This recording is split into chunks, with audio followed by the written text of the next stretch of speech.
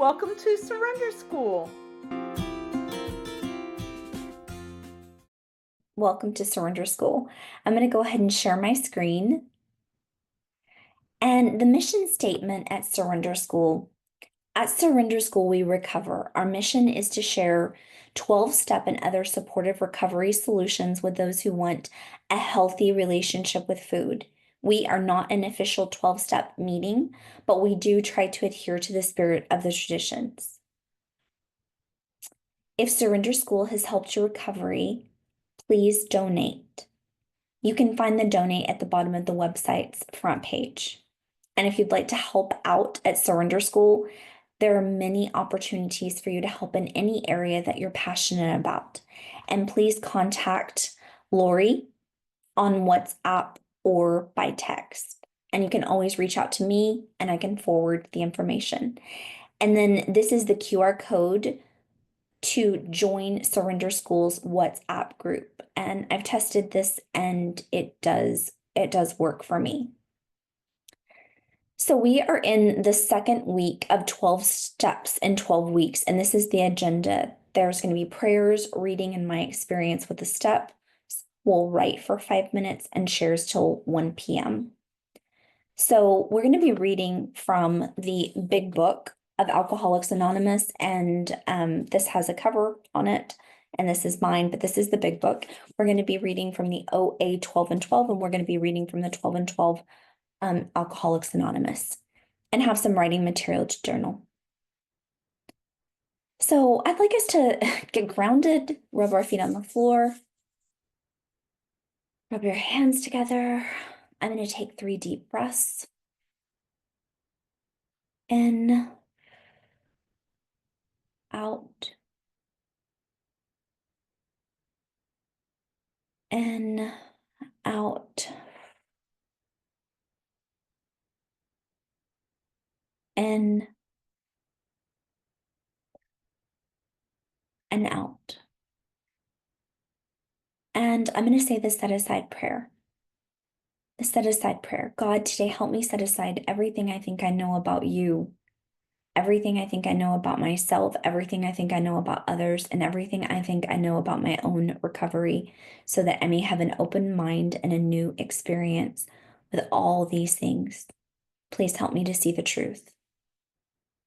And the serenity prayer. God, grant me the serenity to accept the things I cannot change, courage to change the things I can, and wisdom to know the difference. Thy will, not mine, be done.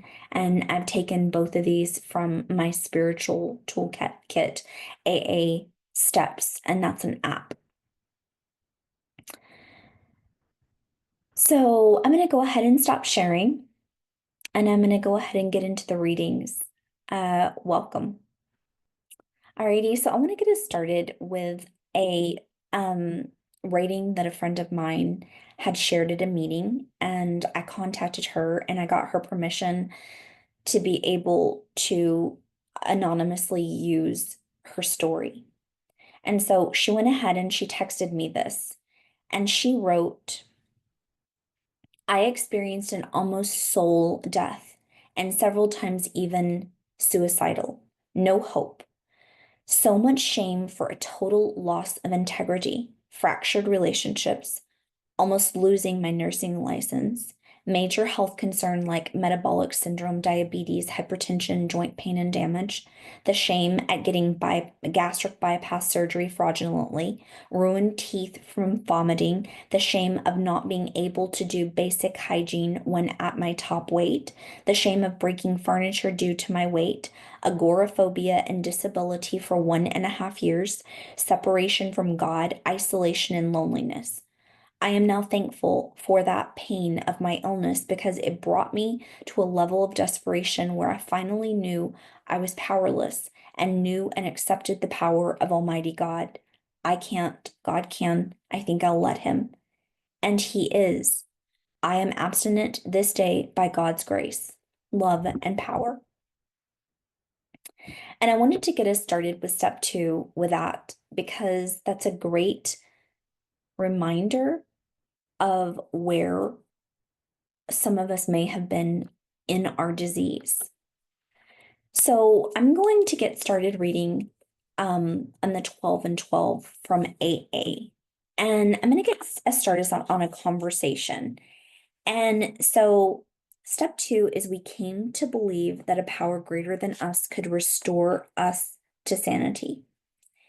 And so the conversation starts at page 26, in which the newcomer is saying, well, I know you're telling me the truth. It's no doubt a fact that AA is full of people who once believed, as I do, but just how in these circumstances does a fellow take it easy? That's what I want to know. That agrees the sponsor is a very good question indeed. I think I can tell you exactly how to relax.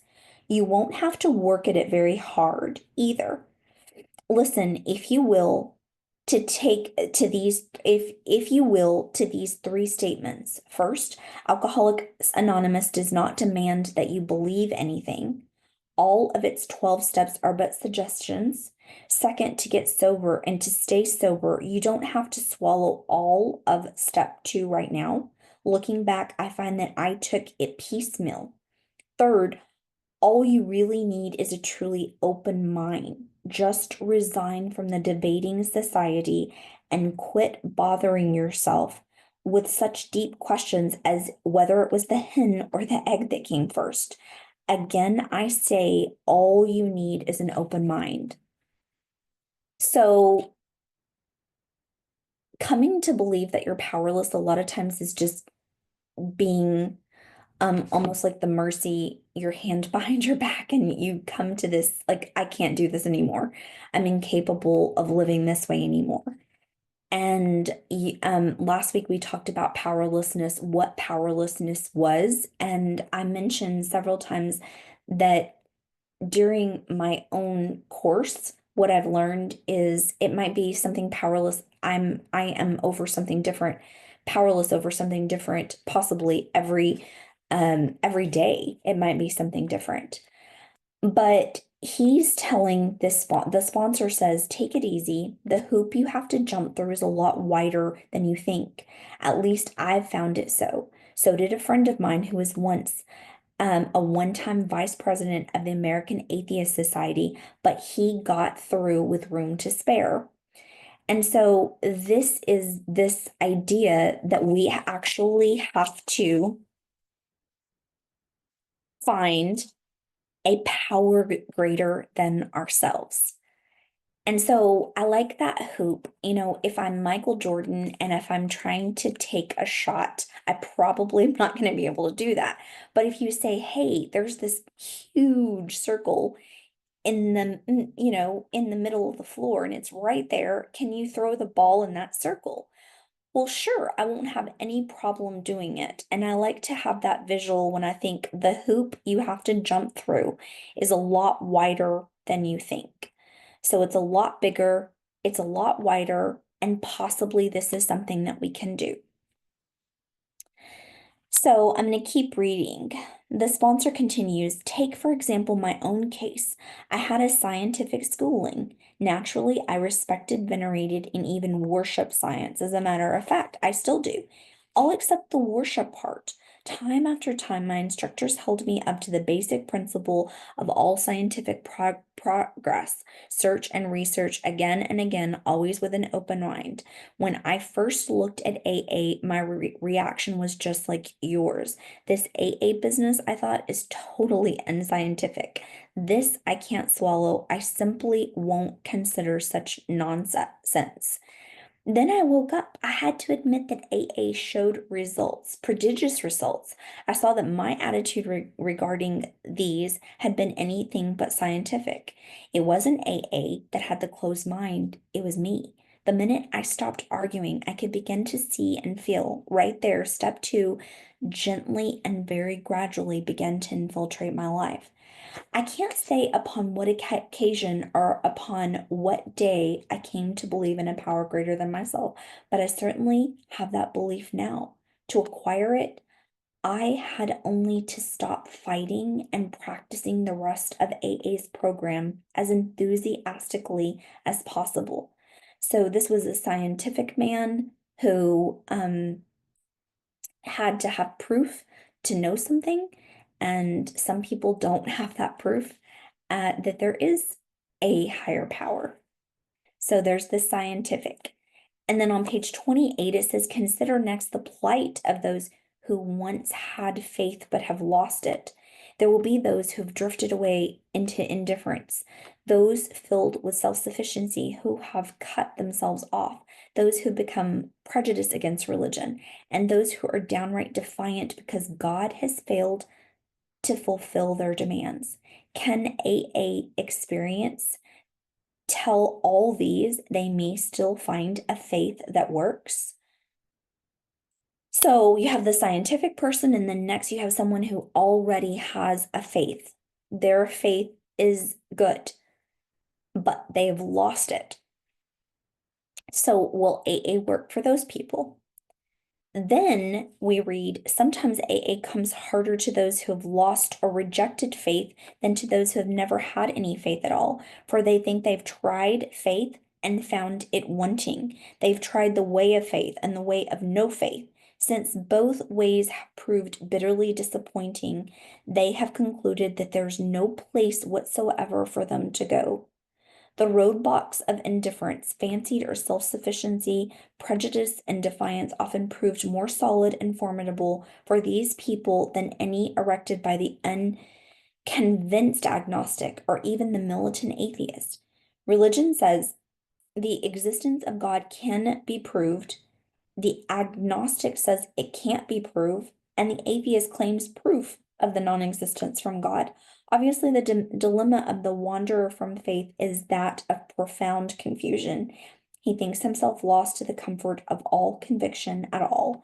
He cannot attain, in even a small degree, the assurance of the believer, the agnostic, or the atheist. He is the bewildered one.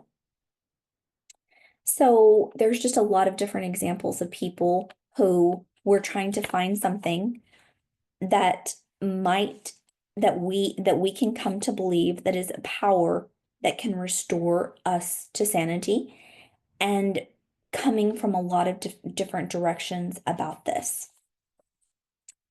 One of the most interesting to me paragraphs in here is in page 32. It says, to clergymen, doctors, friends, and family, the alcoholic who means well and tries hard is a heartbreaking riddle. To most AAs, he is not. There are too many of us who have been just like him and have found the riddle's answer. This answer has to do with the quality of faith rather than its quantity. This has been our blind spot. We supposed we had humility when we really hadn't. We supposed we had been serious about religious practice when, upon honest appraisal, we found it had only been superficial. Or, going to the other extreme, we had wallowed in emotionalism and had mistaken it for true religious feeling. In both cases, we had been asking for something for nothing. The fact was, we really hadn't cleaned house so that the grace of God could enter us and expel the obsession. In no deep or meaningful sense had we ever taken stock of ourselves, made amends to those we had harmed, or freely given to another human without any demand for reward. We had not even prayed rightly. We had always said, God, grant me my wishes, instead of thy will be done. The love of God and man we understood not at all. Therefore, we remained self-deceived and so incapable of receiving enough grace to restore us to sanity. So there's a lot of different ways that we might approach this step, and ours is ours. It's so important to me that I'm not here to tell you your truth, and instead we're just guides for each other so that we can find our own truth on what that is. And just like nobody's going to tell you what your higher power should be. I love Bob Darrell's YouTube videos. I watch them frequently. And one of the things that he said that somebody told him was you could use a doorknob and that could be your higher power, because the doorknob might just the doorknob wasn't an alcoholic, right? The doorknob hadn't gotten itself in the kind of trouble. And so, even though that's not my higher power, that's not the definition of my higher power, it just shows that the hoop is much wider. And so, what we really need to approach it with is a lot of curiosity and a lot of humility. And maybe that's what we've never had before. So, I'm going to go ahead and I'm going to go into um, the 12 steps and 12 tradition of Overeaters Anonymous and read a couple of paragraphs out of this. So we have step 2 is coming to believe that a power greater than ourselves could restore us to sanity, and the spiritual principle is hope. And I love the acronym for hope, which is heart open, please enter. So our hearts are open and we're willing. Um, and so on page 11, it says, once we honestly looked at our lives, it became easy for us to admit that that we had acted insanely where food and weight were concerned. Many of us, however, were able to confine our compulsive overeating to the hours when we were alone and to carry on relatively normal lives. We worked hard during the day and ate hard at night. Surely we were sane in most respects. So we're like, we being restored to sanity. Well, I really am sane. I'm fine in every other area except this one area in my life. And it says more self-examination revealed many areas in which our lives were out of balance. We had to admit that we have not acted sanely when we responded to our children's need for attention by yelling at them, or when we were jealously possessive of our mates. Too much of the time we had lived in fear and anxiety, more comfortable with food than with people. We sometimes limited our social lives. We closed the curtains, stopped answering the phones, and hid in the house. And this was certainly me. Like, that was not being in the sunlight of the spirit.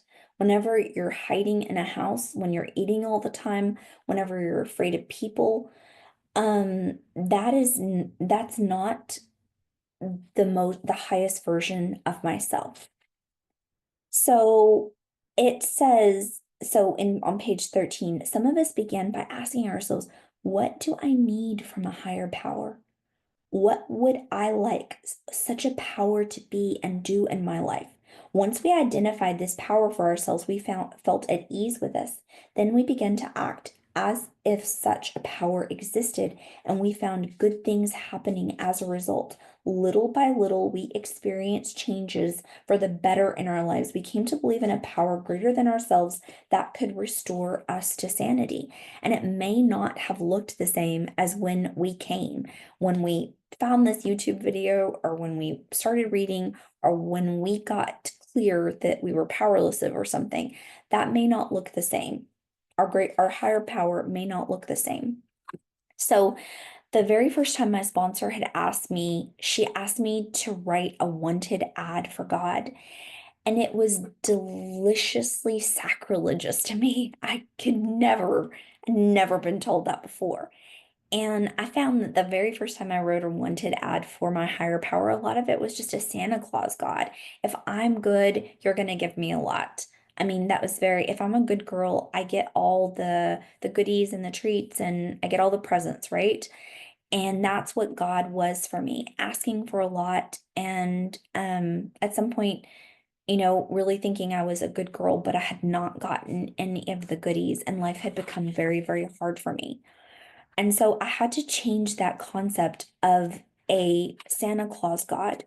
I was talking to a friend of mine today, and we were just talking about cravings.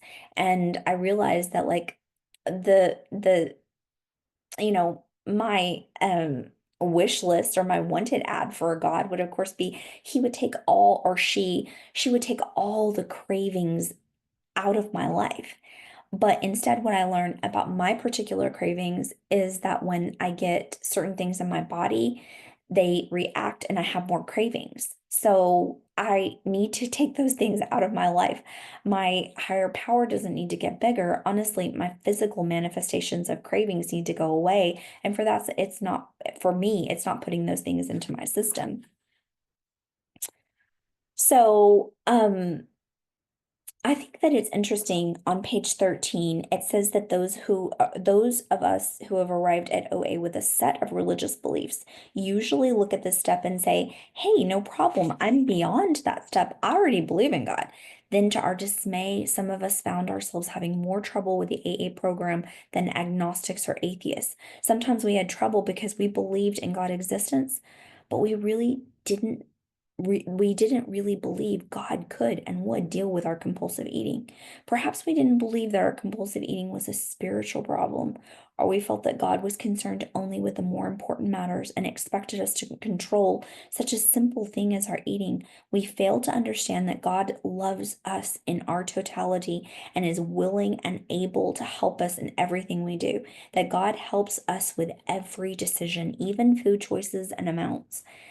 And I'll have to say that that is something that I have come to believe is that I have started to turn everything over to the God of my understanding. I've started turning everything. Whenever food, I mean, it was like God may handle the big things, but it was up to me to handle my compulsive overeating. But then when I turned that over, I realized I can turn everything over to my higher power. And then it says that when we came to believe, some surprising things began to happen. For all of us, coming to believe was something that happened as we began to taking actions that others told us had worked for them. Whether we believed these actions would work for us, it didn't seem to matter. Once we took the action and saw it work, we began to believe.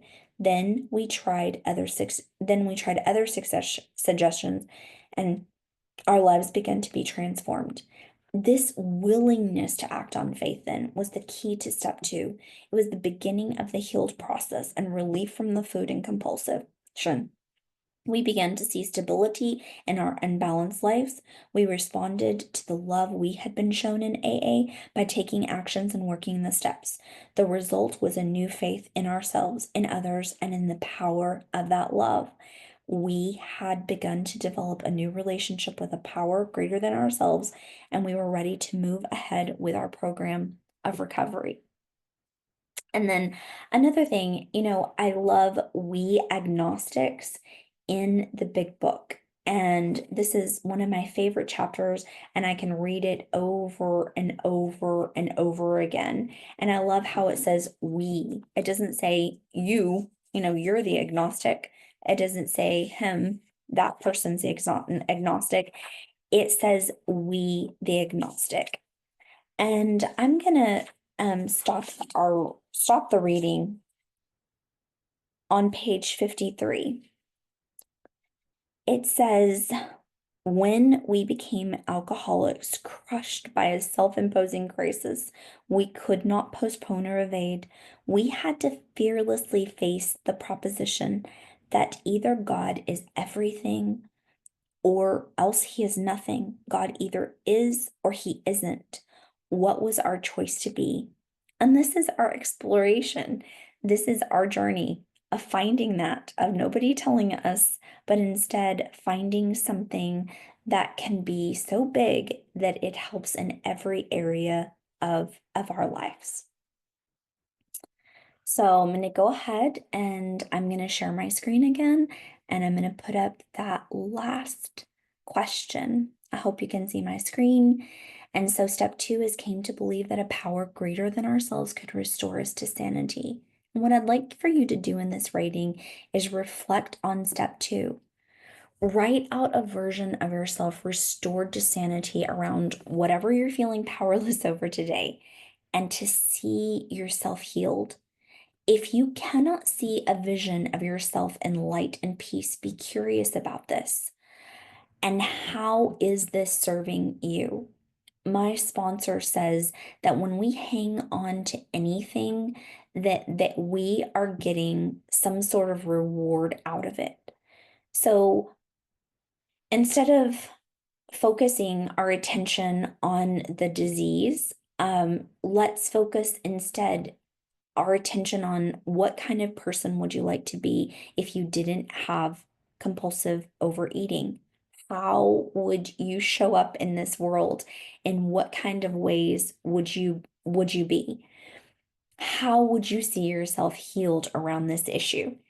And then if that doesn't come, if you just keep kind of going back to self-pity, which is where I always go to self-pity. I can't do it. I won't. I'm too weak. I don't have the right, whatever support to be able to handle this. Then be curious. Because maybe this is allowing us to settle in that and not get some healing. So I'd like for you to reflect on that, and I'll give you 5 minutes. Thanks for recovering with us.